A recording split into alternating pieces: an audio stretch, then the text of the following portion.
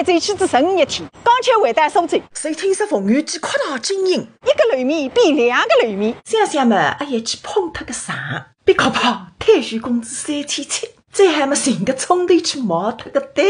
Hello， 苏州娘舅，阿是那把你的回粉水海啦，我肚皮饿得了咕噜咕噜咕噜咕噜咕噜叫。卖公司希望，那个生活叫不出来个，退休工资2900，负责一点熬垮，再当牢里吃不浪汤。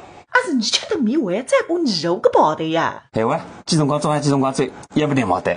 真家伙啊！想想我是上海亚说的，还我退休工资1万3。哎呦，埃点侪是人家拿得来手干。那么当然了，非洲还开汽车个，这还打普加拉车，上车。哎，阿是你都来淘不带你一来去啊？你也吃中饭，我别吃中饭噶，门得出个，我记得嘞。冯玉姬带着，哎呦，楼下里侪是人，你到楼浪向去吧。阿觉着楼浪比下头要，哈，埃个地方更加适合两个人吃那个单。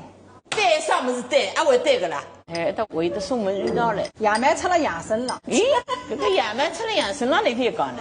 必须讲，不但讲为热，阿觉着埃个发甜的，发甜也是发好吃，放了边浪向，糖前浪加糖还是翻吃的。这个米来着啊！哦哟，来张来张。哦哟，那个焖肉米啊，那个黑鱼米啊，那个花仁米啊，现在叫那个馄饨鸡啊。那个是冯玉姬的新产品，馄饨里向有鸡，鸡里向有馄饨，内中有牛，牛中有奶。别整个想吃瓜的。哎，你哪从今来带现在一直来当啥子了个啦？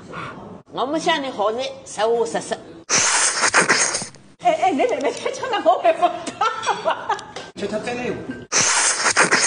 现在你个米嘛，连汤带水全部吃光，那么请来实话实讲，米蛋哪？米蛋还个？还啥么子还讲？2日天你就白水。